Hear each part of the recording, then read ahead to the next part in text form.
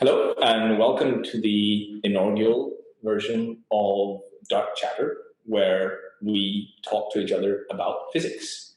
And today we are visited by Zac Picker. Visited in my own home. I'm Markus Mosbech. I am a PhD student at the University of Sydney, and I work on dark matter cosmology things. Zac Picker. Yeah, I'm a PhD student at the University of Sydney also, working with Arshil Kobakidze and Celine Bohm, black holes, dark matter. We'll get into that, I guess. Yeah, we're talking to you today because you fairly recently had a paper published on the archive on novel stuff with primordial black holes. Can you talk to us a little bit about that? Yeah, well, it probably wouldn't be good if I said no at this point. Interview over. So I guess the idea for this series is maybe every Friday Arvo we'll have a casual chat about recent research with different people. I guess the idea is that often seminars and talks over Zoom just aren't quite the same as they are in real life.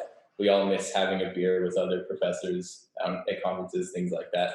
So maybe recapture some of the spirit of that with just some nice conversations. Yeah. Sadly, we don't have any beers today, but I'm hoping we can compensate for that with some interesting physics from Zac. Yeah, hopefully. Yeah. My goal for this one is to convince Markus of our paper and our research because he's doubtful. Yeah, so he can give me a score at the end how well I've done. Yeah, I've heard Zac talk about this paper several times, and while it's interesting, it does sound a little bit fishy. Yeah, I like fish. So yeah. Your paper, it's on primordial black holes and some novel description of them. So let's get this started. Maybe you could tell me a little bit about what a primordial black hole is. So yeah, sure. I guess firstly the context of this paper is whether primordial black holes can really be a good dark matter candidate. Spoiler alert, our answer is yes, maybe. So but maybe that's a little bit counter to the usual stream. Good to have more avenues for further work. Yeah, exactly. But sorry, I'll answer your question about primordial black holes. So a primordial black hole is a black hole that's formed in the early universe, so not from a stellar origin. So say, for example, a star going supernova and leaving a remnant that's a black hole. That would just be an astrophysical black hole.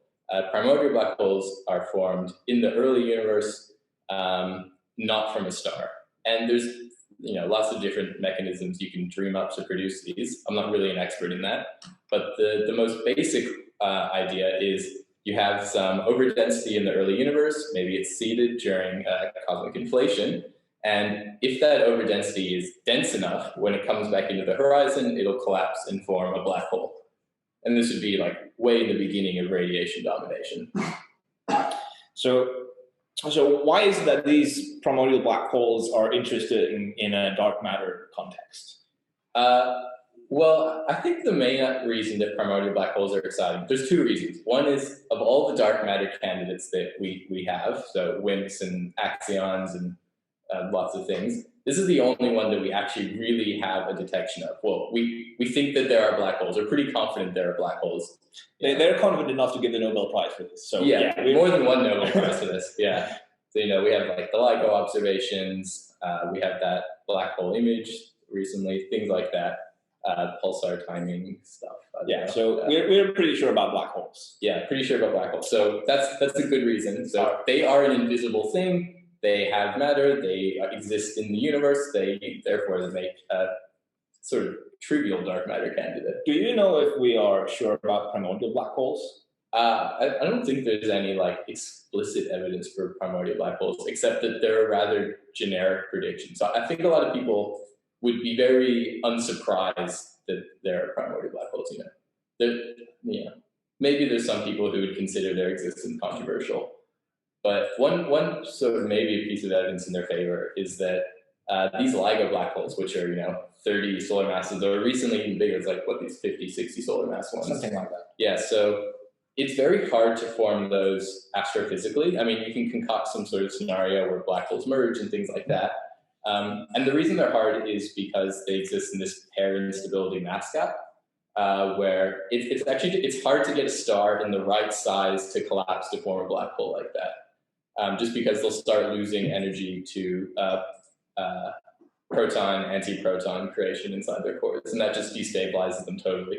Yes, you end up with a supernova where there's no remnant, it's just completely blown up. Yeah.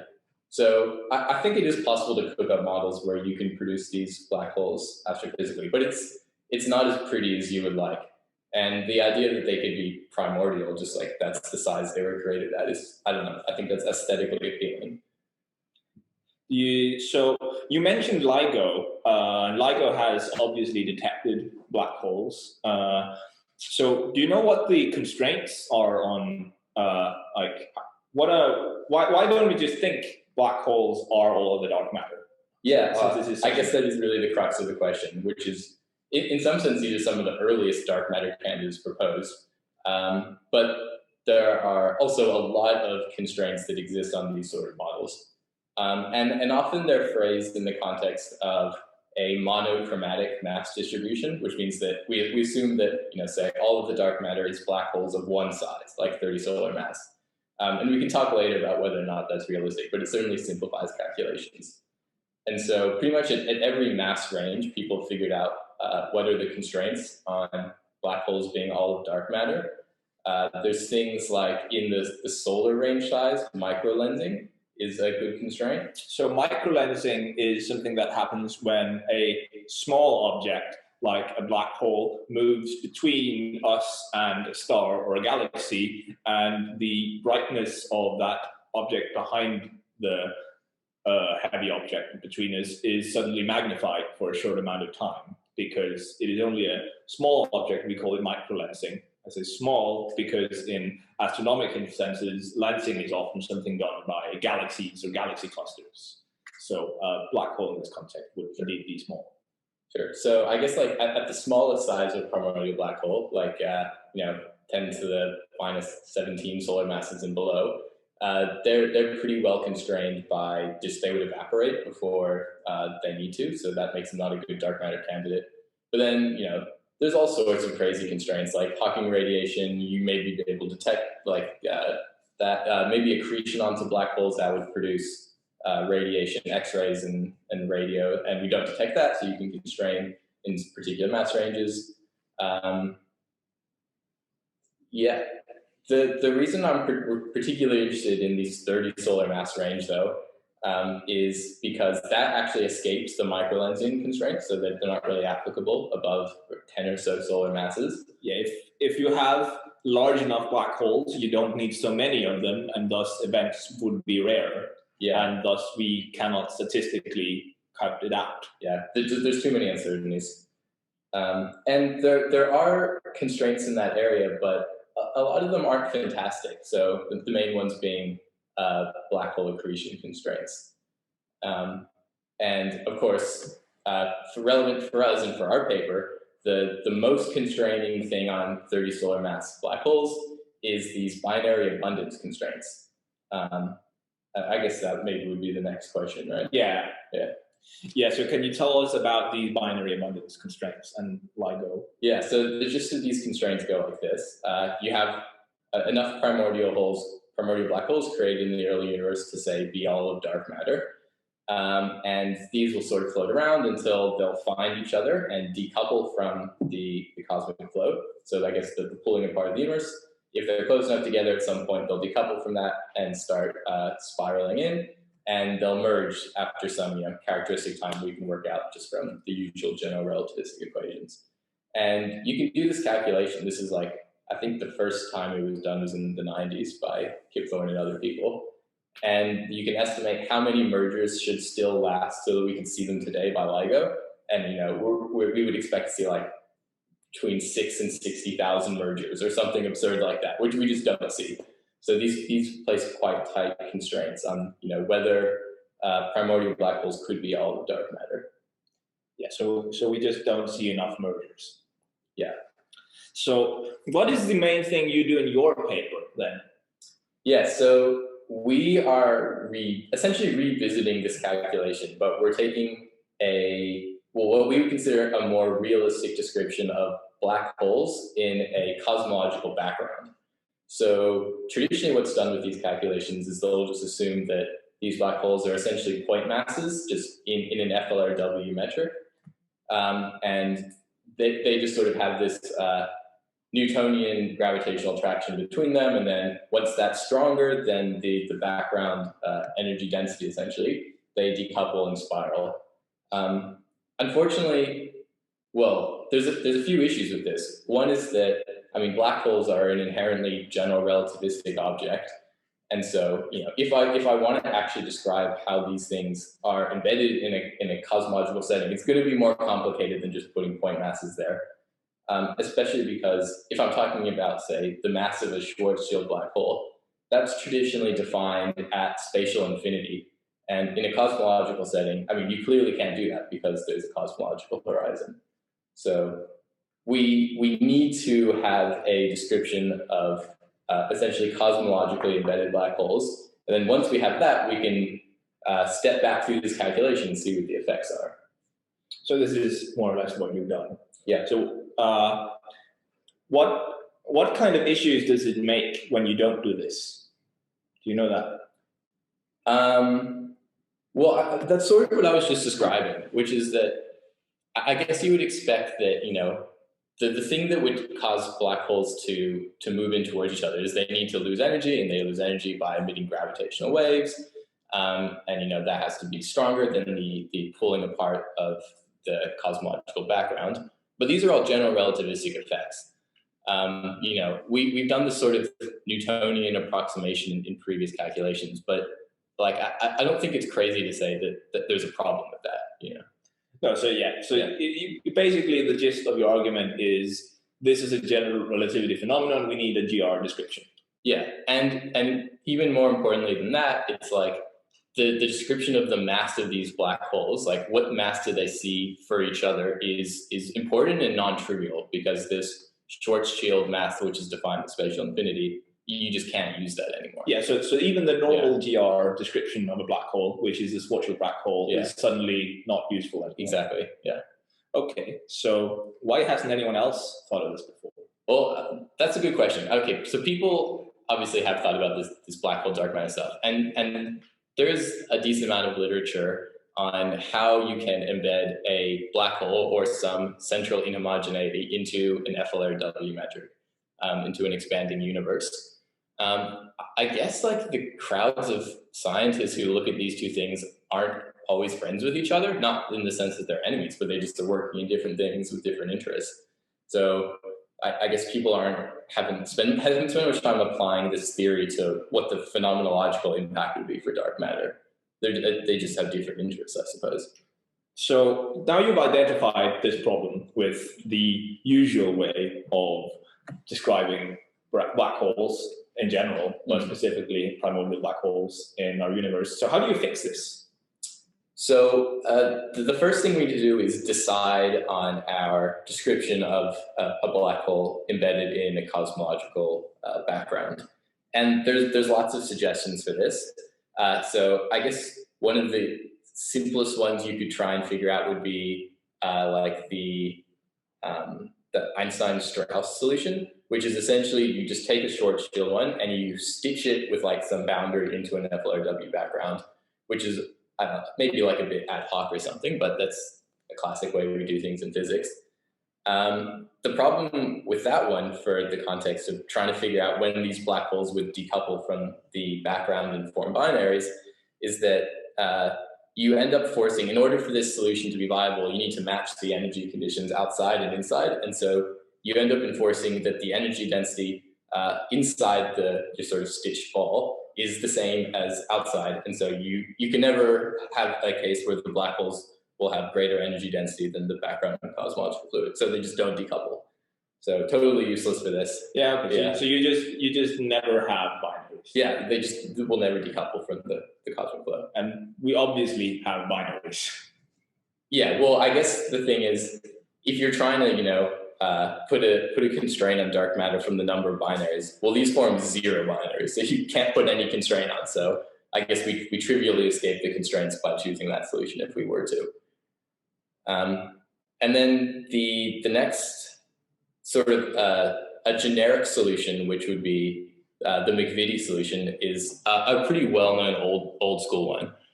It's pretty much just a generic metric with a central mass inside an FLRW background.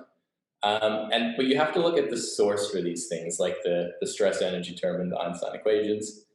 And this will be sourced by some sort of imperfect fluid or something like that. But the problem with the McVitie metric is that you end up with, instead of a black hole horizon, you have a naked singularity there instead.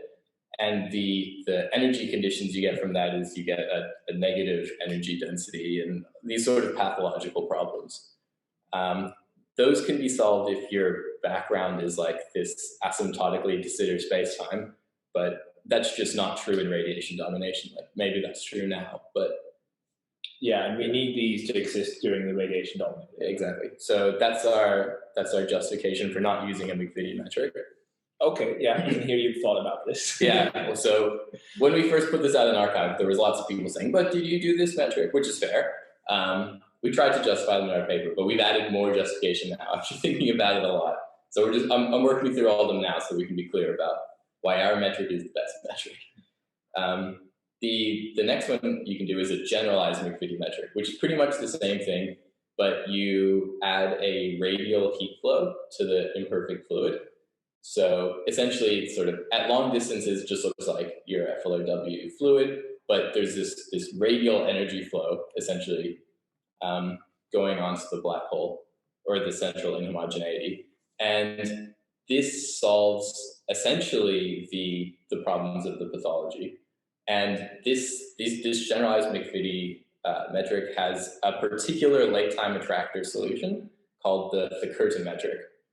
And the Curtin metric is the one that we've chosen to model the black holes with, because you get around all those issues. And in fact, the generalized McVitie metric, they also have some pathologies, but they're cured in the particular case of the Curtin metric. So it's sort of like the prime candidate for all of these ones.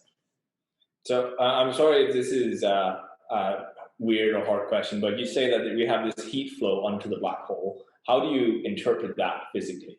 Because this sounds weird to me. Yeah, I guess you can sort of imagine it just like a transfer of energy, like sort of in your usual source for your FLRW metric, right? You have your energy density and your pressure on the diagonals. So now what you're essentially imagining is you have these off-diagonal like TR terms essentially, so that you have this radial flow of stress energy essentially.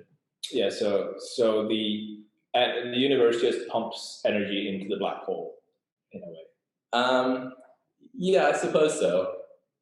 I wouldn't get too wrapped up into thinking about it as like a really physical accretion process, because it's not really that. It's not like an object that's accreting baryons. But yeah, there's a sort of I guess transfer. Yeah, so similarly to as the universe expands, we get more energy in the universe and don't really even have energy conservation anymore due to the dark energy. Yeah, maybe that's an analogy. I'm not sure. Yeah, think about it. Put it in our paper if it's right. Yeah. So you fix it by introducing this different metric to describe the black holes. Yeah. Well, let me actually just the Curtin metric is surprisingly simple. So it's pretty much just the Schwarzschild metric multiplied by the scale factor. That's really all it is, to be honest. Which is sort of aesthetically nice. Like, okay, it's like a Schwarzschild metric that expands. Cool. I can see why that stitches like into the FLRW metric at far distances really easily. And it has all these nice properties. It doesn't have these pathologies. It has like you can analytically find solutions for the horizon and the cosmological horizon, things like that. Everything about it is just really nice. Yeah. Okay. So yeah, you managed to find these solutions. Well, other people found this. Curtin found this solution. No, yeah, but you derived your solutions to what does this mean for our binary formation, right? Yeah. So the thing you have to do once you've decided on your metric, more or less from this point onwards, we're just following the literature, but with a small caveat that we have to look more carefully at the decoupling conditions now. So the way it usually works is you would just look at the the geodesic equation for like these test masses, and you'd have a term that's like a Newtonian attraction term and a term that's pulling them apart. And you would say, well, when does the Newtonian one dominate over this one? That tells me when these two primordial black holes decouple from the cosmic flow. But in this metric, the geodesic equation is slightly modified just because we're in a different metric now. And the way you can think about it is that these primordial black holes with the Thakura metric essentially have a effective quasi-local mass. So you can imagine them as if they were an object with a different mass, a test particle that would feel. Yeah, but this is only a local change. It's only a local thing. They don't actually like have like this different mass. This is the local effect that a test particle. Yeah, so it's. Maybe I explain that sentence in sort of strange direction, but yeah, it's essentially a GR gravity effect rather than a mass effect. Yeah, sure.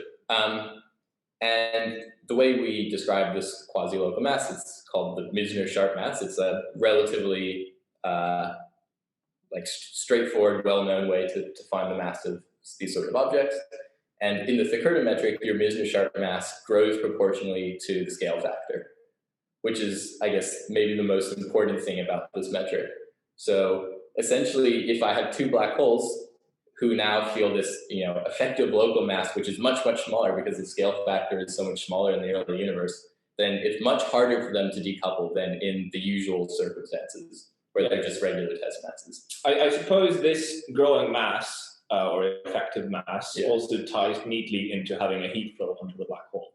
Yeah, I guess you can spend some time trying to figure out what the physical picture of this is, but you shouldn't forget that like the true mass, like the little m that lives in your Schwarzschild metric, like that's actually still the same. And actually keeping that constant is sort of the thing that defines the Thakura metric. It's just this quasi-local mass that grows proportional to the A. So you say that it's harder to form binaries in the early universe. Yeah, it's harder to form binaries. If you just take a look at the equations, you can figure out, when does the amount of gravitational waves emitted exceed the sort of energy put into pulling them apart. And once you satisfy that, you can say a binary is decoupled. And it turns out that in this metric, mostly because these masses the effective masses are so much smaller, they just binaries of some distance apart decouple like way later in the universe than they would have in the usual calculation, significantly later. And what that means is, in the old calculations, pretty much every primordial black hole has decoupled into a binary by the end of radiation domination, and now almost none have. Only the primordial black holes, which started incredibly close together just by accident when they were formed, are able to decouple, and almost all of them are left just floating on their own, expanding into the universe. And you can take this even farther. You can figure out, even at z equals 1, if this metric was still applicable, they still, only the ones which are extremely close together are forming that. I think the first time that LIGO would be able to merge them is if they decouple it like z equals 0.8 or something like that.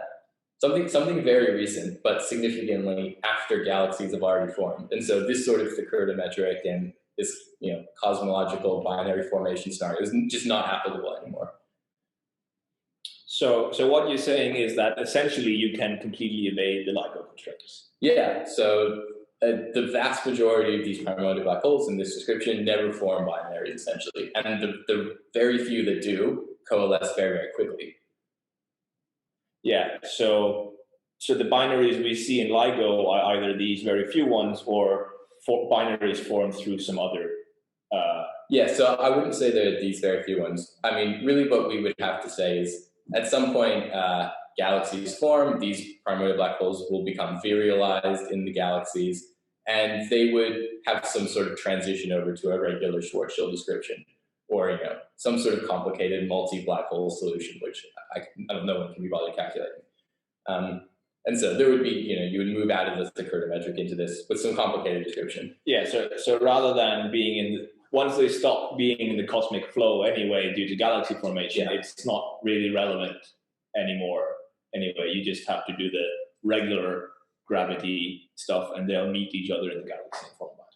Yeah, that's right. And it's sort of a well-known calculation, actually, that the rate of binary formation for serialized primordial black holes in a galaxy, which can account for all of dark matter, is totally consistent with LIGO, the LIGO merger rate. So that's a nice little like ending point, you know, that if these almost all these end up just serializing galaxies, and then if they just randomly find each other and merge, we can see that that's actually totally fine. Yeah, okay. So what you're saying is all the LIGO black holes could be primordial black holes that meet each other in the late universe. Exactly, yeah. Yeah, okay. All we've done is escape this efficient binary formation in the early universe, essentially. It's pretty neat. Yeah. So if I was a skeptic, what kind of problems would I find with this? So I guess most of the skepticism has been like towards our choice of metric.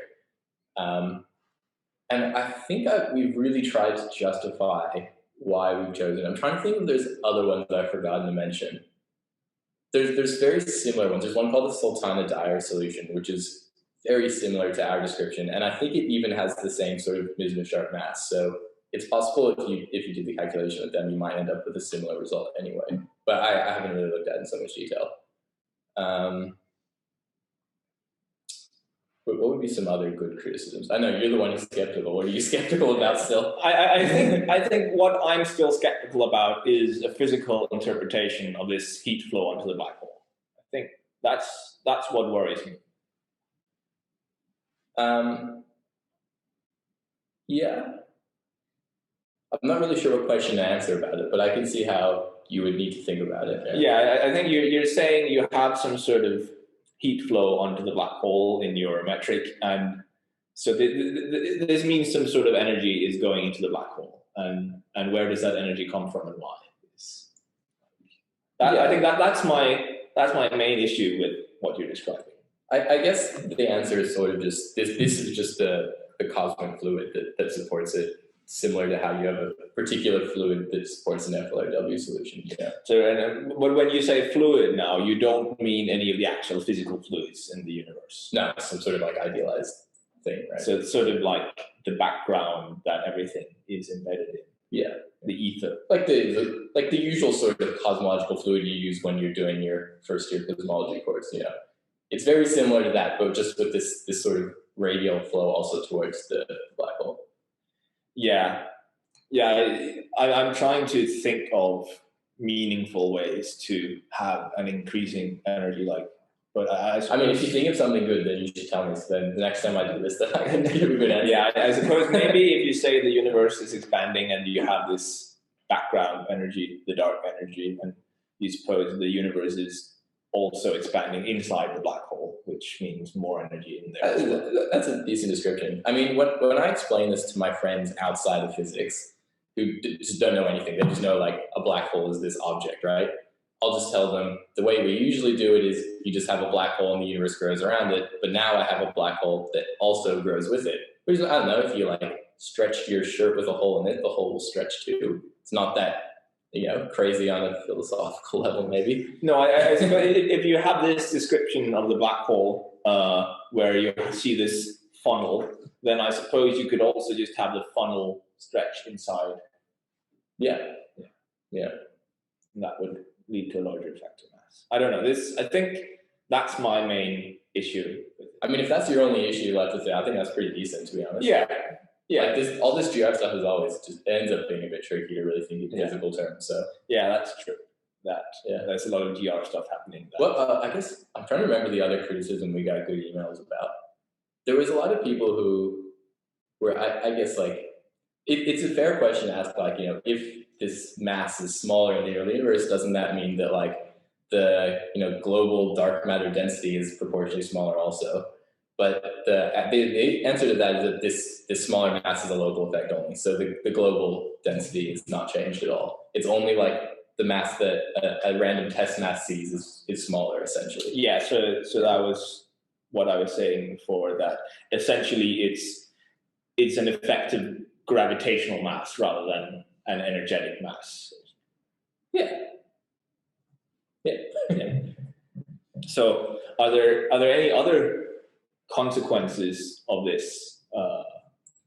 Yeah, well, at the risk of spoiling too much about the future plans we have with it, so maybe I'll be vague about some of it.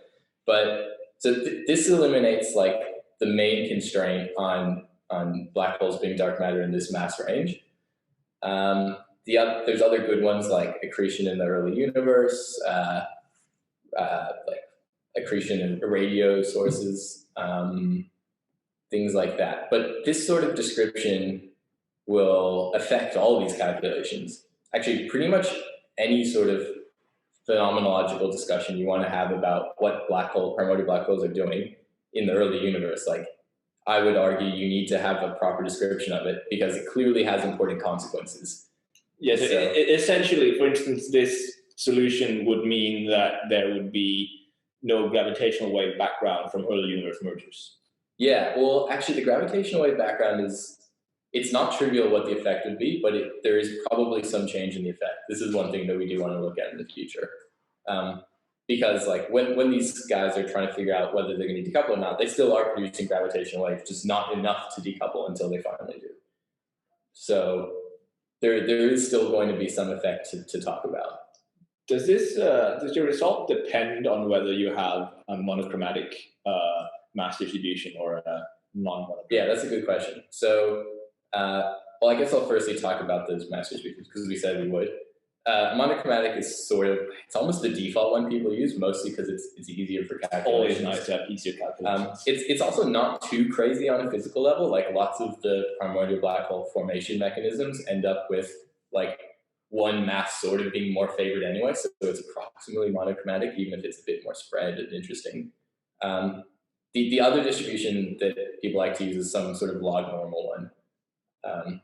And formally, our calculation is done with a monochromatic mass distribution, but I actually suspect that it might be like totally unchanged if we weren't to do that, because all the important bits of the calculation, essentially the mass ends up canceling out with itself, so it doesn't really matter actually. We're focusing on the LIGO mass black holes because of this gap in micro-Lenzing constraints and because we have evidence for them. But well, firstly, our thing would apply to all these sizes of black holes. And secondly, I have a suspicion, although I would need to look more carefully at the calculations again, that the actual distribution itself will also not really matter, which is quite robust. Yeah, that's really interesting. Yeah. So yeah, you've definitely managed to convince me that we need to be more careful about how we treat our black holes. Yeah, I think if I want anything to get out of this paper is that people take a look at it and say, okay, maybe this isn't perfectly correct. I think it is pretty correct, so don't quote me on that, or quote me on that. But I want them to look at it and say, okay, well, this shows that actually treating black holes, how they're embedded in cosmology has these phenomenological consequences, like quite important ones. And there's so many calculations we do with them in the early universe. I think like in the past when Hawking and Carr and people were starting to work on these things, they were sort of looking at these solutions.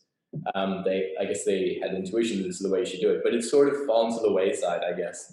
And people will just let's call a black hole like a test mass or something, you know. But I would love it if people would, you know, cite our paper and do cool things with it. Take a look at other good to have citations. Yeah. Yeah. No, yeah, I think what I think I still think is something you should think about more is what does this heat flow mean physically? But other than that, I think your paper is pretty convincing. Yeah. So if you could convince me, to be a referee. So if you could convince me that this heat flow is a real thing, then I'm completely on board. Okay. Well, maybe that's episode 2. I don't know. We'll see. Think about that heat flow. Yeah. I think that was all we had planned to discuss today. Yeah. How long did that go for? I don't know, like half an hour. Okay. Cool. All right. So if you watch this or listen to this, thank you. Yeah, join us next Friday afternoon. We'll find some other one to interrogate. I don't know, any volunteers? So thank you very much, Zac. Yeah, thanks for having me.